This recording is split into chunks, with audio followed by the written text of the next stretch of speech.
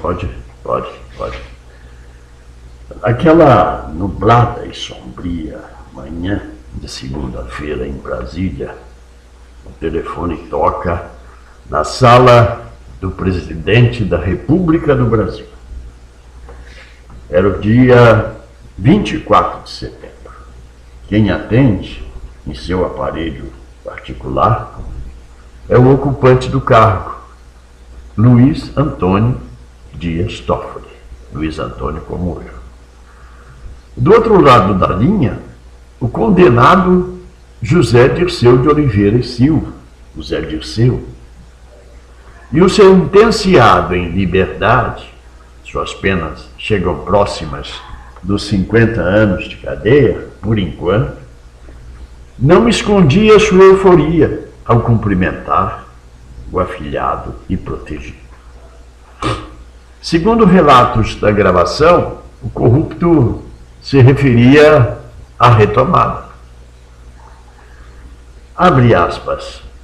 Eu tinha dito, ainda que provisória e meteórica, a ocupação da presidência da República simboliza a volta ao poder de onde jamais o PT deveria ter saído, fecha aspas. E conforme a mesma fonte, depois de considerações pessoais, arremata. Cuida com carinho dessa cadeira aí.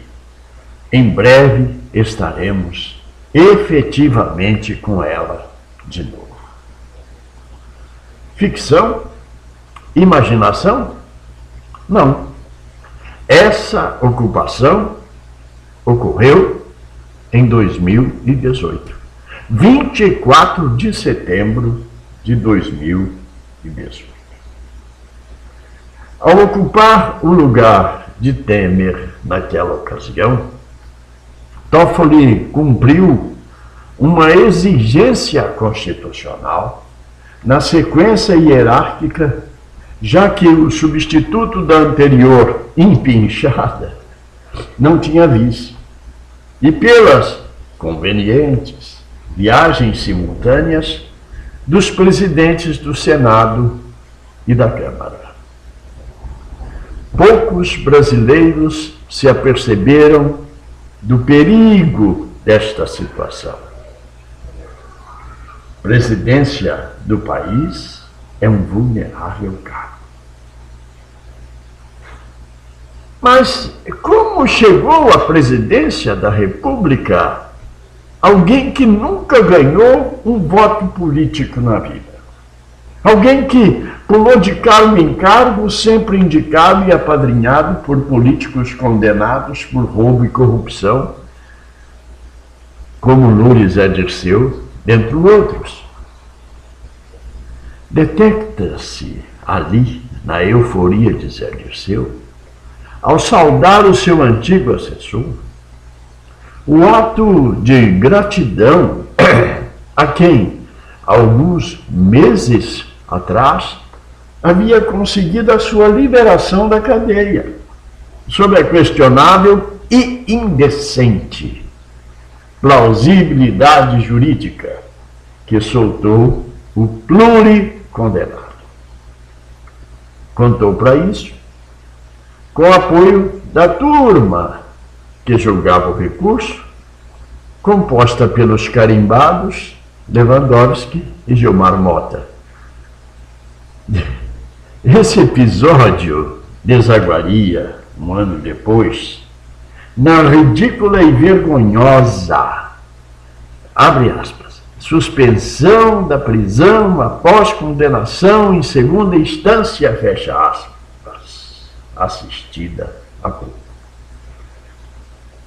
O claro objetivo da suspensão da prisão em segunda instância, além da soltura do chefe da maior quadrilha de corrupção jamais vista, é desmantelar a Operação Lava Jato, reconhecida no mundo todo como a mais bem-sucedida e séria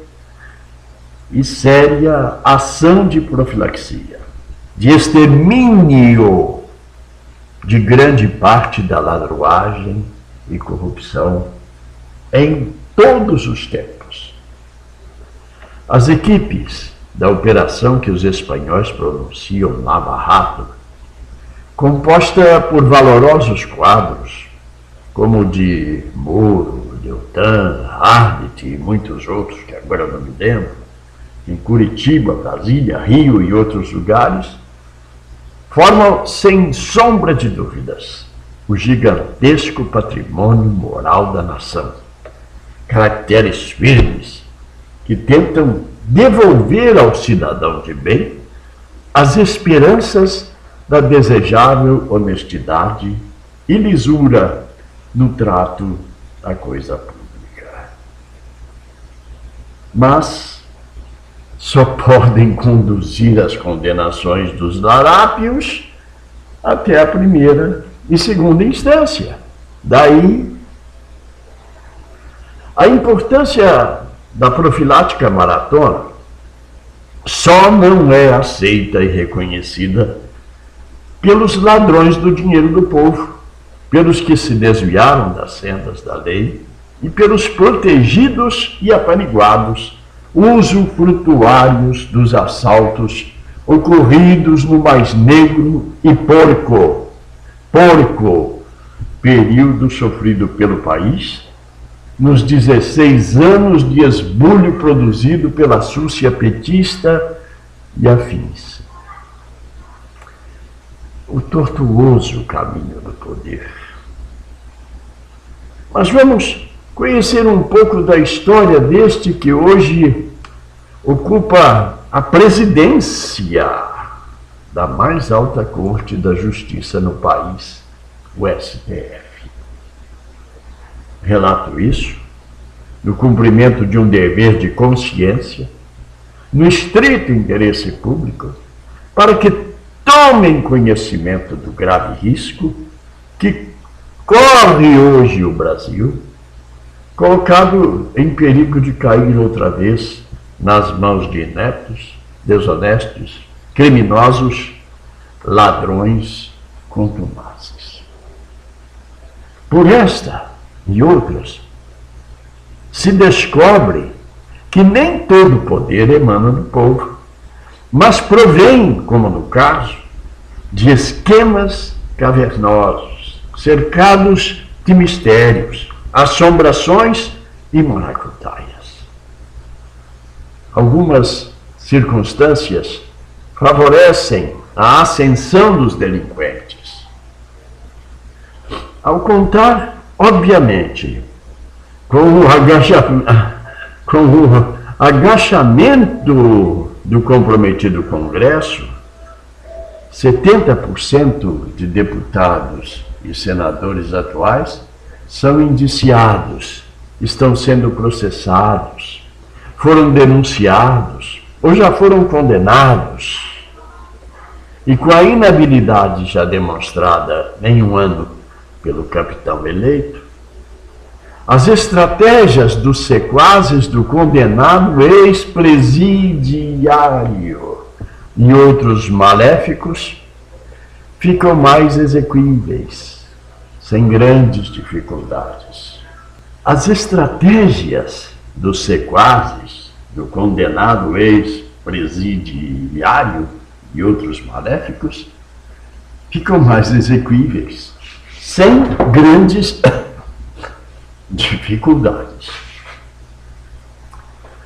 O risco nem sempre é percebido, como tivemos a oportunidade de demonstrar, pelo susto da manchete, que milhões não sabiam ou não deram a importância devida. Para defender o filho, o eleito corre o risco de abrir mão da independência e se submeter a pressões do Congresso, temeroso de retaliações, dentre as quais o próprio impeachment. E isso gera o afastamento do apoio popular, somado às conhecidas e infelizes caneladas dadas pelo atual presidente. o Brasil votou em Bolsonaro para eliminar a presença dos petralhas. A facada sinistra desencadeou a aglutinação de forças, mas com certeza, mesmo não fosse isso, de maneira alguma os sinistroides venceriam a eleição. Temos visto isto nos países vizinhos, a rejeição dos votantes, enojados com a pudriqueira da corrupção e desmandos. Só que perder a eleição ou ser retirado dos cargos, condenados por corrupção e ladruagem, não são suficientes para saciar a sede de poder que têm os defenestrados malfeitores aqui e alhures.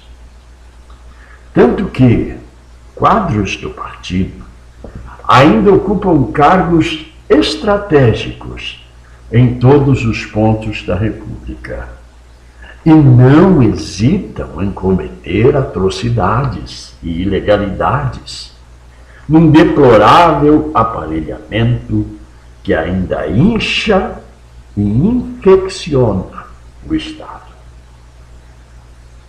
Aí se inclui uma parte da imprensa podre, atrelada, desmamada das benesses, viuvinha dos privilégios e desvarios de sujos cooptadores. E com o posicionamento errado, adotado por Bolsonaro, com suas misturas indigestas, perde simpatias e apoiadores, enfraquecendo-se. Decepcionados estão muitos católicos e adeptos de outras religiões pela inábil e desnecessária imposição de sua ideologia evangélica. A companhia desabrida de pastores ou impostores, conhecidos pelas vigarices e estelionatos, distancia o eleito da grande maioria dos que não se aliam aos cafajestes das sacolinhas.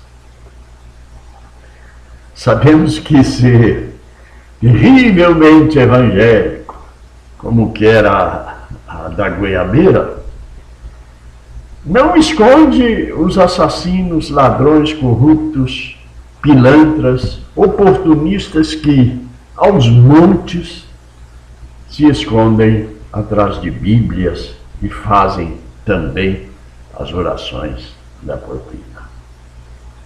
A influência pernóstica de conselheiros dementes, de ideias decrépitas, como os autores, a revelação de deslealdade e desonestidade de travestidos parceiros, que agora se revelam traidores, a interferência nociva e predatória de filhos malcriados, as opções clubísticas, os ataques gratuitos às mulheres estrangeiras, que ele acha feias, as intempestivas declarações próprias de correntes antagônicas, tudo isso contrasta com a condição de estatista e corrói a plataforma de apoio, instabilizando o governo. Isso afasta de modo radical colaboradores, apoiadores, defensores. Esse enfraquecimento é imediatamente percebido pelas hienas e abutres, que se refestelam nos maus agouros de uma possível derrota. Notem dois aspectos importantes antes de mergulharem nesse mar de sujeira que é o relato a seguir. A Globo Gay muito se prontifica a promover e estimular a saída do atual presidente da República, ensejando também a volta de seus antigos mantenedores e novos aventureiros. Aquelas briguinhas e insultos eram e são acompanhados por gordas e rechonchudas verbas para o grupo dos concessionários, que dizem ter também participações fortes do Vaticano e de Israel. Brigam, mas se alimentam reciprocamente. Em claro processo descendente e pré-falimentar, interessa a Globo Gay tirar de cena o muitas vezes impetuoso, imprudente e verbalmente desequilibrado atual candidato. Se ele suportar o inferno de fevereiro e março, sobreviverá. Se sucumbir, o país estará numa grave crise com risco de conflitos e rebeliões. Observem, doravante, quantas vezes será enfatizado o número 13. Serão 13 escolhidos, 13 minutos, 13 razões, e Lula vira prato trivial, e o espaço concedido a criminosos, condenados por roubo, aumenta. Mera assinatura, pois, da concessionária que destrói princípios, agride a honra das famílias, no império do vício, do mal, da devassidão. Por outro lado, os petralhas não mais descarregarão a bilis em cima da Globo Gay. Mas isso precisa ser feito antes das eleições. Os adeptos do ex-presidiário sabem que vem aí mais uma grande derrocada nas eleições de 2020, cujos resultados vão espelhar a real opinião dos eleitores brasileiros sobre a roubalheira empreendida. São acenos, entre outros, que assinam aliança maléfica entre essas duas instituições putrefatas. Eu sempre tive, na pessoa do gaúcho de Bagé, Paulo Brossard, uma imagem de firmeza e patriotismo. Certo dia, num dos bares de Brasília, nos encontramos. Enquanto eu bebericava minha soda limonada, ele sorvia com avidez o seu chimarrão barulhento. Contava a sua decepção sobre o final do ciclo de um governo marcado pela tibieza e podridão. Foi ministro e compôs, por méritos e largo conhecimento jurídico, os quadros do Supremo. Era 2009. Enfático, Paulo Brossard disse: hoje, infelizmente, o quadro é bem pior. Temos aí essa corrupção solta e o mercado de favores aberto, escancarado. Estou vendo aqui a nomeação de um novo componente para a Câmara Alta da Justiça brasileira. Fico triste. Sem contar o apedeutismo jurídico, as falhas morais são assustadoras. Esse indicado pelo gatono-chefe é da mesma linha, enquanto apontava na capa do Brasiliense a foto do então nomeado para o STF, Luiz Antônio Dias Toffoli. E a Renata, uma vergonha, vociferou. Paulo Brossard contou-me um episódio ocorrido com ele.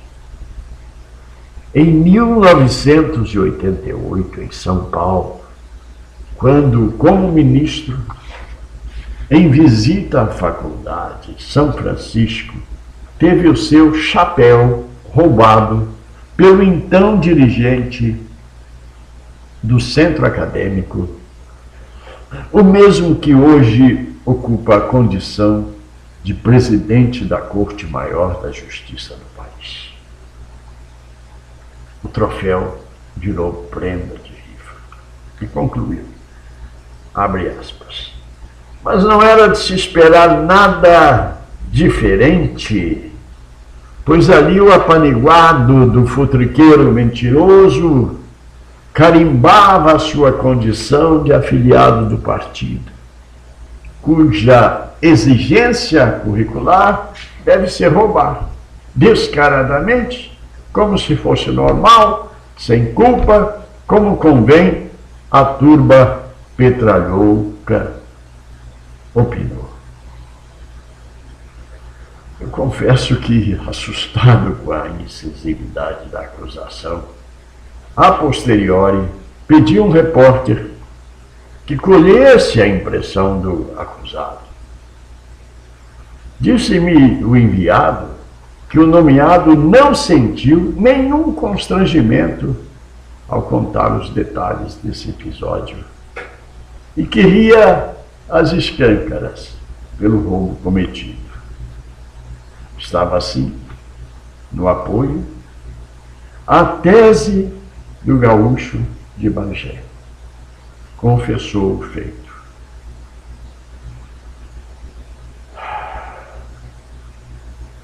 De onde estou, recebi a notícia de suspensão da prisão na segunda instância com lamentável naturalidade, inominável estultícia. Não podia, porém, esperar a lisura onde reina a mentira, a negociação vergonhosa, o viés mercenário, no que o Joel chama de chupremo. A casa que um dia recebeu ilustres e próprios, desde o Marquês de Sabará, Sayão Lobato, também teve a presidência de espertadores. Agora, no estratagema para soltar o contumaz ladrão, indisfarçadamente mostra a sua face vilã. A história vai cobrar isso como uma triste página da vergonha. Suspender a prisão em segunda instância é alimentar a impunidade, protegendo os dois ratões, os ricos e os acobertados. Os tribunais locais e regionais se prestarão a condenar os que não têm dinheiro. Os que conseguem os milhões através de roubos e desvios continuarão soltos, impunes. Já assistimos isso hoje. O voto decisivo do apadrinhado, contrariando até as próprias convicções firmadas antes, atendeu, claro, a necessidade de retribuição a seu patrão, que o guindou ao cargo num claro retorno aos favores que recebeu. um vergonhoso ardil. Vergonhoso para quem enrubesce a face diante do mal feito, o que não inclui os sequazes do pernambuquinho condenado, óbvio. Alguns não praticam os roubos, mas mesmo sabendo deles, se omitem. Quem conhece o mal e não o combate é cúmplice bíblico.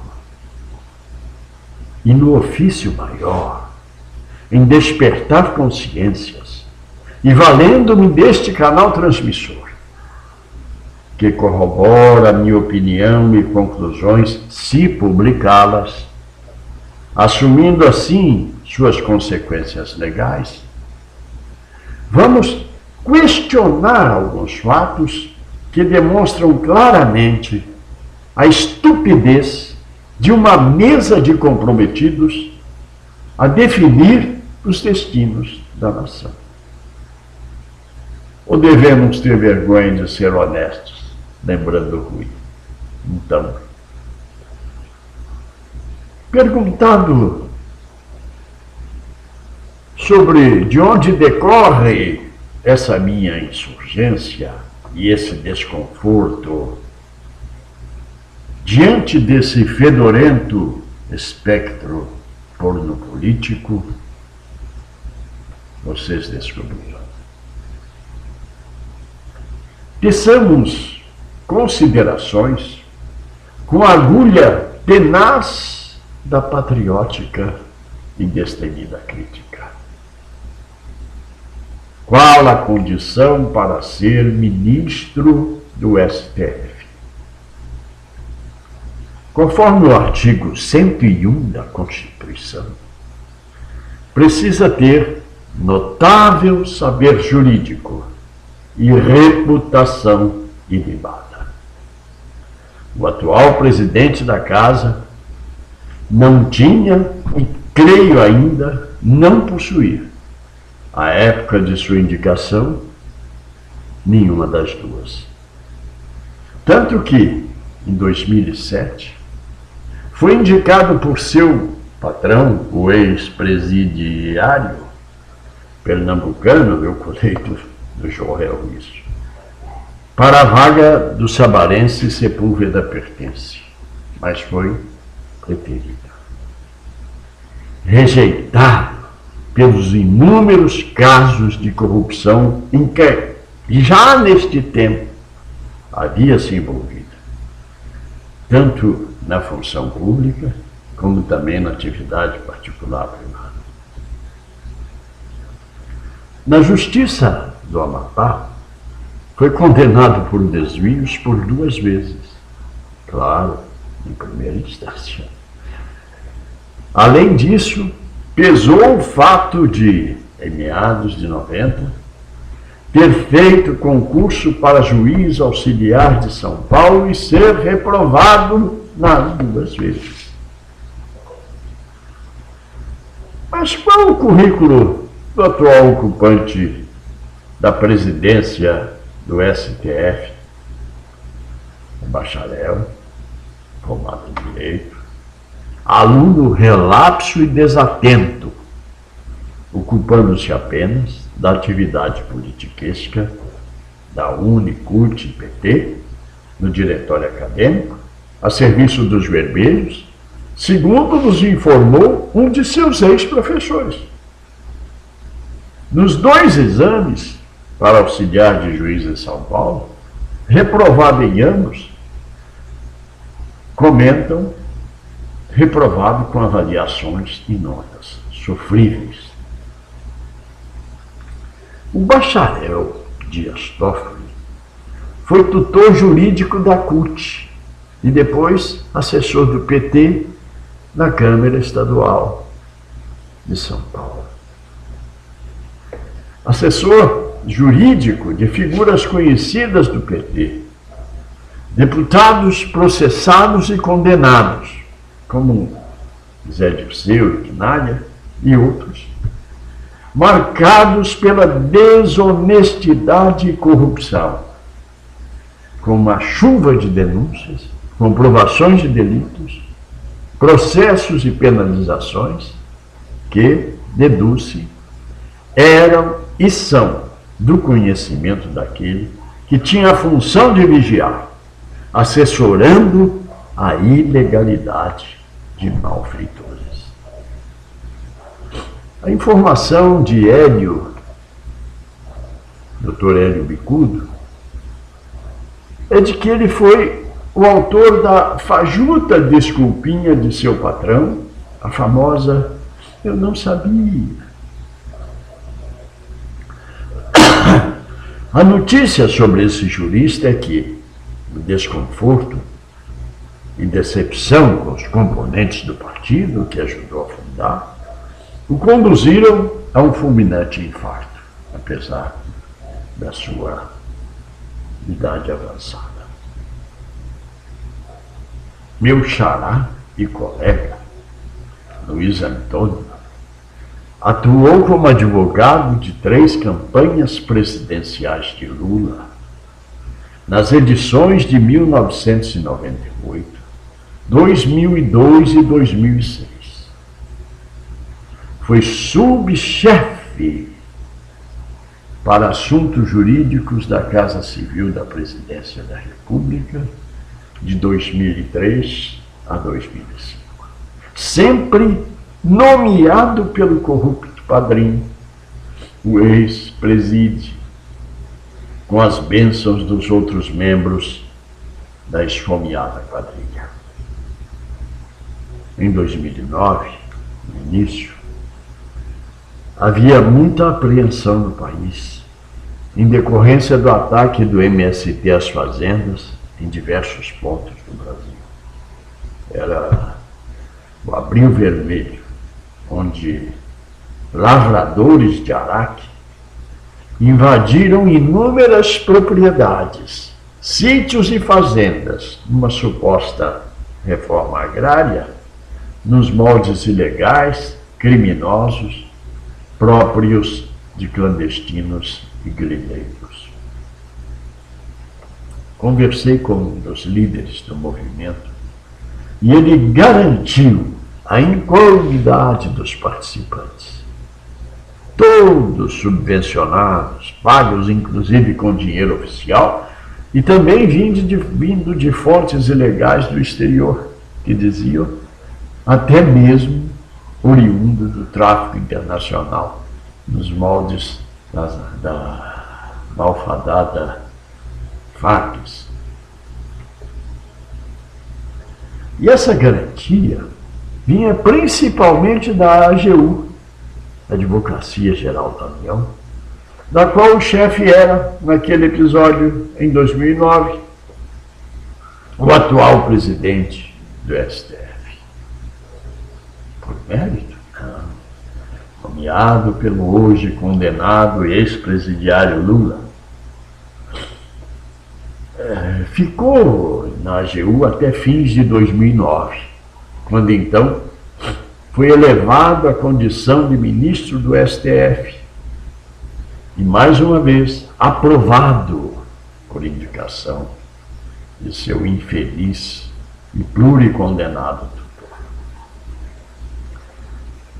Neste episódio da aprovação pelo Senado, reveja-se a posição de um senador posteriormente caçado por corrupção, Demóstenes, que aceitou a ponderação, abre aspas, de ilibada conduta a favor de quem? Marcelo, o também corrupto da Odebrecht, chamou de, entre aspas, amigo do amigo de meu pai.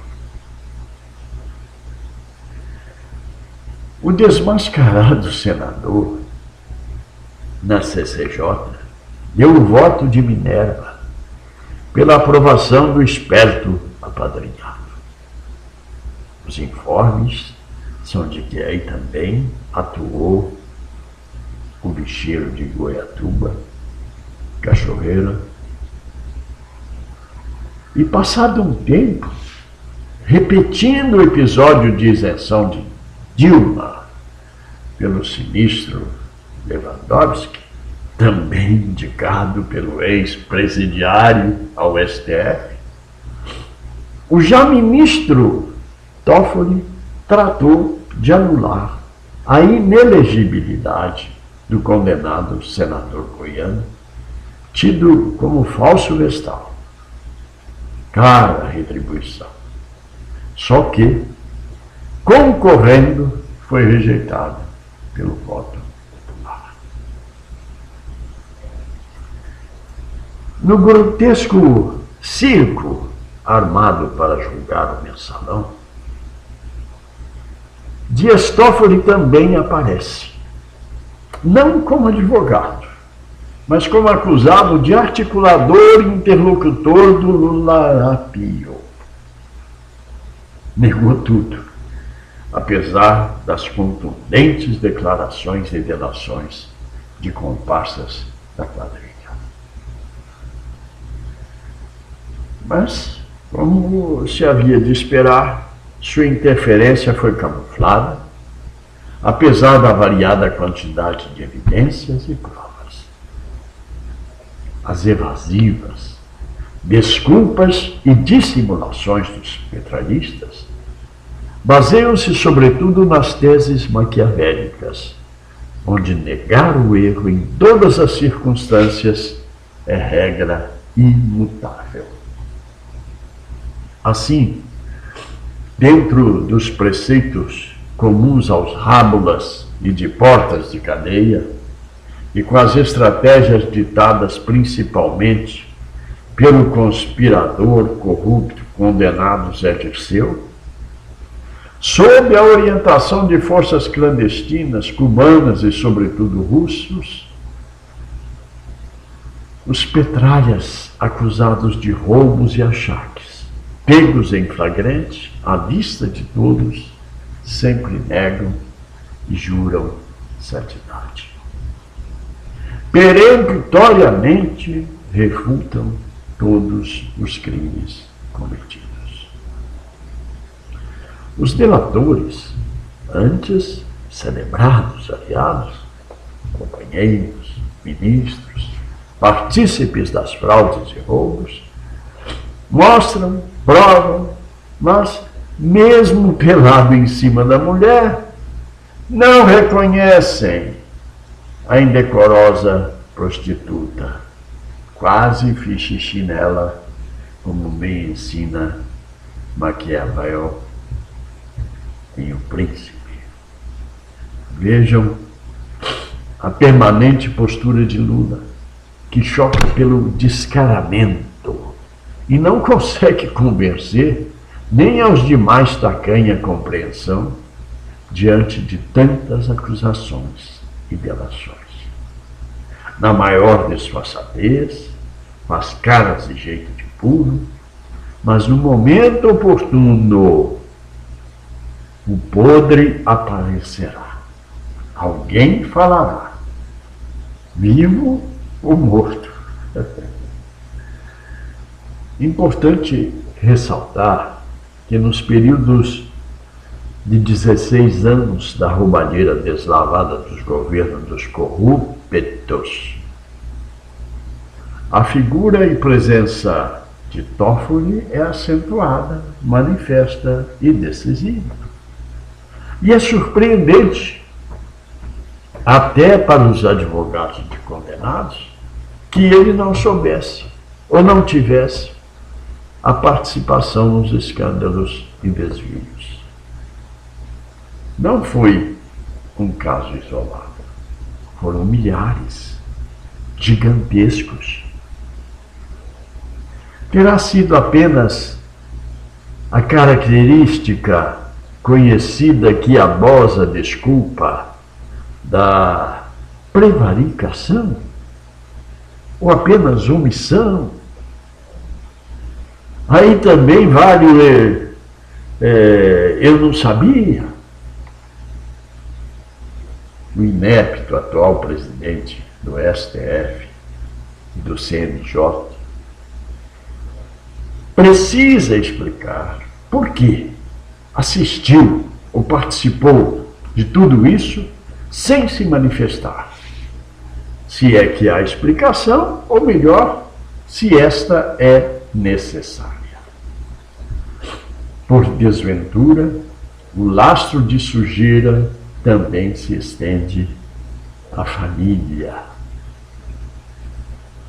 Em delação revelada pela falha, o condenado Léo Pinheiro revela que José Ticiano Dias Toffoli recebeu auxílio em Caixa 2, quando prefeito de Marília, a pedido do então Procurador-Geral da República, seu irmão Dias Toffoli. E existem muitas outras coisas mais, que ao compasso da tese do italiano, agora não nos interessa contar. Talvez o outro gaúcho de boa cepa, Pedro Simão, possa revelar detalhes do escândalo da posse do filhote predileto do Lularápio, onde 50 mil reais, dinheiro público, foram queimados numa festa fechada para o novo ungido. Fica claro que os critérios políticos da escolha dos componentes do Supremo Tribunal Federal, ápice do poder jurídico no Brasil, estão equivocados, corroídos pelas práticas ilícitas e precisam ser modificados. Talvez com a escolha nacional, democrática, através de magistrados e procuradores, promotores, gente do meio, para que se evite a presença de gente de baixa estatura moral, subservientes, negocistas, mercenários e gratos beneficiados, como são a maioria dos que hoje ocupam a nossa Corte Maior. Para o bem do país, zelem pela necessária rigidez moral, independência e virtude que existe hoje em poucos naquela casa. A população de bem precisa pressionar para tirar os penduricalhos de cargos importantes para o Brasil, que hoje são vilipendiados, usurpados, invadidos e tomados por gente como o atual presidente do STF, que não merece estar lá. A nação é, em essência, nosso lar. A eternidade do Espírito, que confirmo e reitero, não nos dispensa do compromisso em participar, de modo ostensivo ou intuitivo, do bom destino dessa pátria, a quem tanto amo e que tanto me ofereceu, e da qual tenho muita honra em sempre defender. E cabe a todos os participantes desse imenso torrão cuidar da salubridade, limpeza, moralidade e excelência dos quadros que precisam ser definidos, preservados, instituídos, ainda que com sacrifício, esforço e coragem, individuais e coletivos. Mesmo diante de perigos e ameaças, mesmo sob o espernear raivoso, revoltoso, dos que se desviaram do reto caminho. É preciso agir, destemida e intimoradamente, na condição de que o silêncio e omissão dos bons é que ensejam a invasão e domínio dos maus. Data vênia, peço desculpas a meus amigos por essa certa deselegância em alguns comentários. Espero que o Lazarote, como bom copidesque, nos amenize se quiser. Mas essa acidez é apenas um pouco da grande inquietude, indignação e desconforto que experimento sentir por essa inaceitável subserviência ao mal que hoje prolifera no meu amado Brasil. Aqui, ou de alguma forma, estarei sempre a postos, em defesa de valores e princípios que dignifiquem os autênticos conterrâneos responsáveis pelo futuro dessa amada terra. Até a próxima. Obrigado.